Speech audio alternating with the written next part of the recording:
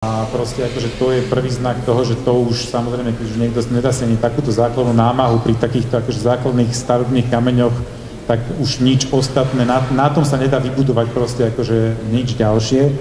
Ak sú tu medzi vami ľudia, ktorí poznajú vesmírnych ľudí a ich stránku vesmírnilide.cz, tak vedia, o čom hovorím, ale ak to nepoznáte, tak si teda pozrite a spomeňte si na túto vetu a budete vedieť, že ako vyzerá zlý dizajn.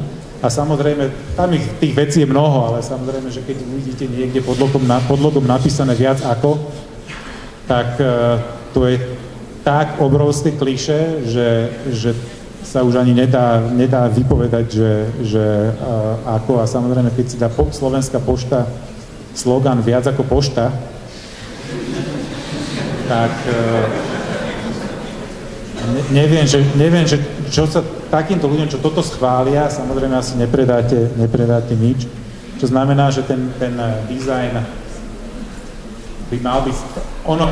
aj keď je to vecou páčenia, tak sú tam tiež veci, že ktoré fungujú a ktoré nefungujú, ale to sa dá vidieť. Ďalší taký moment je, že ak je identita taká, nazvem to, že krátkozraká, čo znamená, že máte logo, ktoré sa nedá aplikovať na pero, dajme tomu, teraz hovorím od nejakej takej šírke aplikácie, alebo názov môže znamenať v maďarčine nadávku. Čím chcem povedať to, že proste, že treba zohľadňovať naozaj veľkú šírku nejakých aspektov tej identity, lebo my sme sa napríklad rozhodli, že respektíve išli sme do značky Štúr spôsobom, ktorý je aplikovateľný iba na Slovensku. Dneska napríklad vieme, že by sme mohli s takýmto konceptom fungovať aj v zahraničí. Myslím teraz nie konkrétne so Štúrovským, ale s takýmto konceptom podnikania by sme vedeli fungovať aj v zahraničí, akurát, že by sa to nemohlo volať Štúr. Ale išli sme do toho s tým preto, lebo sme povýšili vlastne ten vzťah a tú nejakú silu proste toho našeho domáceho lokálneho, čo je tou podstatou celého, nad tú nejakú možnosť, že budeme expandovať niekedy do zahraničia. Pýtajú sa nás, či neprídeme do Prahy napríklad. Tak akože ešte možno tam by tomu rozumeli, ale ako vo Viedni alebo niekde v Heimburgu už asi nie. Čo znamená, že týmto smerom je to nepoužiteľné. Ale vy, keď budete rozmýšľať nad nejakou identitou, tak treba zvažovať aj takéto veci. Čo ak sa stane raz toto a znamená to, že môžem použiť ten názov niekde, nemôžem, proste akože není niekde inde proste akože niečo podobné urobené, hoci na Slovensku to funguje a tak. Čiže akože treba rozmýšľať, a to som nazval nejakou stratégiou, že treba si naozaj veľmi dobre zmapovať to pole, v ktorom sa nachádzame a samozrejme už dneska nielen na Slovensku a možno ani nie v Európe. A nakoniec je to niečo, čo je nezrozumiteľné, a to tak, že existujú rôzne jazyky, teraz myslím ako angličtina, francúzština, tak existujú aj rôzne argoty v jazyku a nejaké nárečia, proste, ktoré používajú isté skupiny ľudí, čo znamená, že ako je tam napísané, tak proste akože právna kancelária s nejakým komiksovým logom nebude pôsobiť dôveryhodne. A to preto, lebo jednoducho akože, že ten obor právnych služieb používa nejaký argot a k tomu sa vzťahuje nejaký vizuálny jazyk a ten treba samozrejme akože v snahe urobiť tomu klientovi čo najlepšie dodržať. Takže určite rozmýšľajte nad tým, že môžete mať dobrý nápad, môže to byť všetko, môže to byť strategické, môže to byť dobre nadizajnované tak ďalej, ale keď sa to nehodí pre tú cieľovku, tak tým pádom akože sa nesplnil taký ten hlavný vec. A ešte v pár bodov vlastne, teda, že aby sme neboli negatívni, ale že ako ukázať nejak pozitívne, že ako sa dá vytvoriť dobrá identita. Ja som toto som robil asi pred 2 rokmi pre už dneska, neviem, že či našťastie alebo na nešťastie neexistujúcu firmu Sky Europe, ktorá okrem teda toho, že bežným ľuďom ponúkala letenky za pár eur, tak nám ponúkala prácu zadarmo v konečnom dôsledku, lebo to, čo iní ľudia lietali zadarmo, tak to sme my nedostali zaplatené.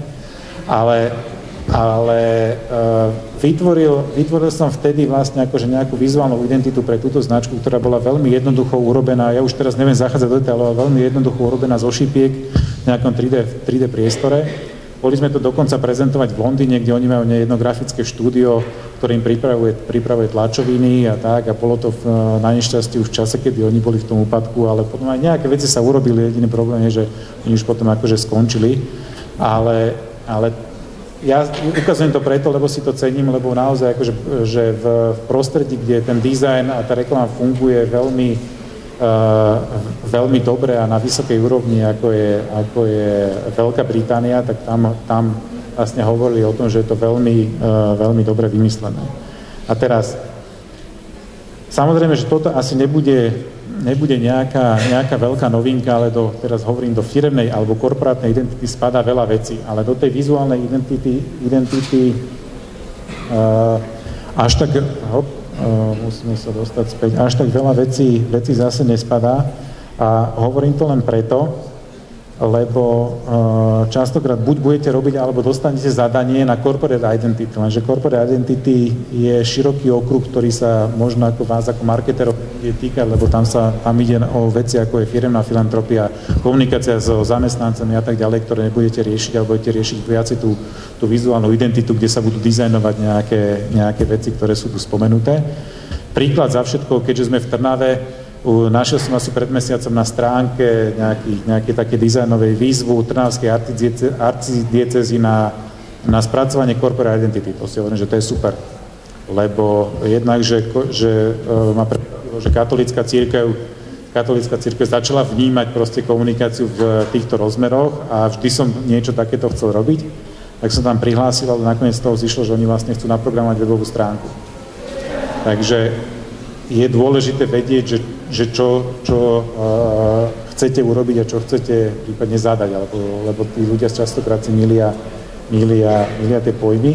Ale veľmi jednoducho povedané, alebo čo vám pomôže bez toho, aby ste hľadali nejaké zložité vzťahy a zložité nejaké konštrukcie, lebo o tomto existuje strašne veľa literatúry, case studies a tak ďalej. Mne to veľmi dobre funguje pri klientoch, že im to vysvetľujem, že vizuálna identita je niečo ako predstavenie. V zmysle, že nachádzame sa na nejakom javisku proste nejakého trhu a proste potrebujeme zadefinovať tú postavu. Čiže ako keby robíme nejaké divadlo, kde idú kde pripadajú vlastne spracovanie veci, ako je scenár, dramaturgia, účinkujúci, réžia. A keď to človek vidí v takomto jednoduchej štruktúre, tak ono sa mu to oveľa jednoduchšie s tým pracuje. A to preto, lebo diváci, pre vás sú cieľová skupina. Ako sme hovorili o tej afinite, je dôležité vedieť, že pre koho to robím a ku komu to hovorím. Čo znamená, že aj keď robím nejaké predstavenie, tak akože predstavenie pre školy je iné ako pre abonentov filharmonie, ktorí proste akože chodia pravidelne na symfonické koncerty. A robia to ľudia málo. A tak, že si exaktne definujú svoju cieľovú skupinu, lebo keď si poviete, že kto sú tí ľudia, ktorým hovoríte, aký majú záujmy, kde žijú a tak ďalej, tak viete aj si povedať, že čo oni môžu okolo seba vidieť, aké značky stretávajú a tak ďalej, lebo proste akože v Rumunsku vyzerá marketing ináč, ako vyzerá, dajme tomu, v Spojených štátoch, ale už aj, keď sme sa tu bavili o Košiciach a o Bratislave, tak je tam akože mierny rozdiel. Čiže akože to sú akože vaši diváci. Ten scenár, to je vlastne stratégia. Treba si zadefinovať, že čo vlastne chceme dosiahnuť. Že samozrejme sú nejaké univerzálne veci, že je tam nejaký branding, nejaký vzťah, ale čo chcete od tej značky? Chcete, aby to bol hard sell primárne, alebo aby to bol image, alebo že akú funkciu má plniť? A podľa toho vlastne akože nastavať aj tie jednotlivé veci. A dramaturgia, to je vlastne ten brand position, že ako má značka vyzerať na trhu v konkurencii s ostatnými značkami a čo vlastne, a toto by malo vlastne fungovať aj v synergii s nejakou pozíciou v mysli zákazníka. Čiže keď to je vlastne akože to, že ako tej značke budem pristupovať, kto som, aká je naozaj tá identita, že je to človek, ktorý je dynamicky mladý, alebo je usadený, je to človek, ktorý je drzý, alebo je to človek, ktorý je seriózny. Že toto si treba definovať a potom sa vám lepšie bude vyberať jazyk a všetky tieto veci dopredu.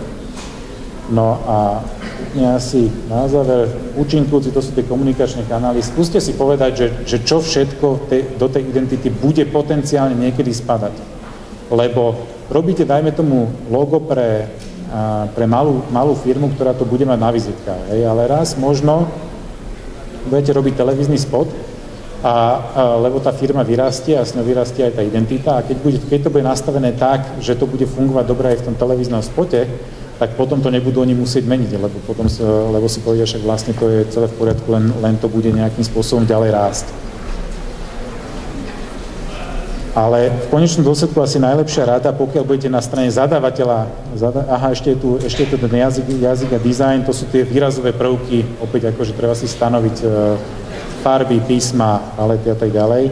A najlepšia rada, pokiaľ budete na strane zadávateľa reklamy, čo mnohí ako študenti marketingu možno budete, tak je dobre proste akože nerobiť si to in-house a vo vlastnej réžii, ale najať si niekoho, kto tomu rozumie, lebo ušetrí vám peniaze a čas. V konečnom dôsledku, keď to urobíte teraz a ušetríte tie peniaze, raz to budete prerábať. A úplne na záver iba pár takých mýtov, ktoré sa často akože objavujú pri tvorbe identity. Toto som už spomínal, čo klienti často chcú, lebo ja som mal pripravený ešte aj iný príklad, ale je vulgárny, takže ho tu nebudem hovoriť, ale keď sa bavíme o farbách, tak my sme mali klienta, ktorý to chcel červené, lebo proste červená je najvýraznejšia farba a jednoducho si mal predstavu o tom, že keď bude niečo červené, tak to bude zovšadiaľ trčať. Lenže keď je všetko červené, tak netrčí červené, ale modré z toho červeného. Chcel robiť nápoj, ktoré je asi najväčšia značka na svete, nealkoholický, najväčšia značka na svete je červený. Ďalšia vec, čo si často klienti myslia, lebo akože keď robíme rozpočty dajme tomu na logo, tak ako si povedia, tak za toto, ako za jeden obrázok toľko peňazí.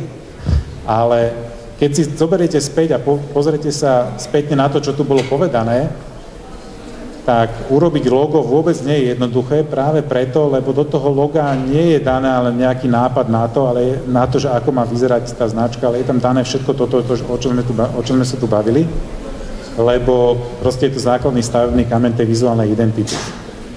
Ďalšia vec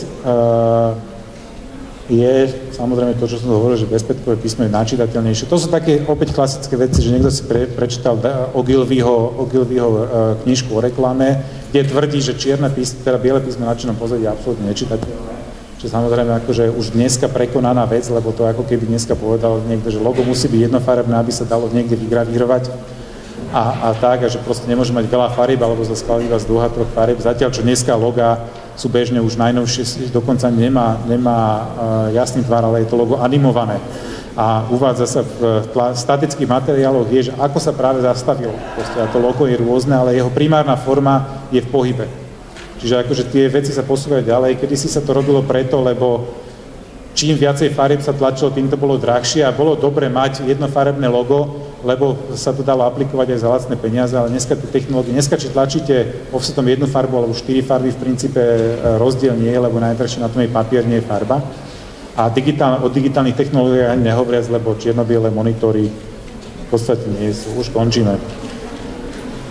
A ešte jeden taký častý, že na vizuále musia byť šťastní ľudia, to sa akože stretnete s tým možno pri tvorbe reklamy, ale nejaký proste, akože keď tam ukážete, tak proste každý chce mať ukázané zuby a tak ďalej, ale pozrite si všetky tie fotobanky, kde všetci títo ľudia sú a predávajú sa tieto fotky za lacné peniaze a nepredávajú sa za lacné peniaze preto, lebo tí ľudia vedia, že nemáte na to peniaze, ale predávajú sa za lacné peniaze, lebo už nikto nechce, lebo proste je to akože celá reklama od kozmetiky je proste takto postavená.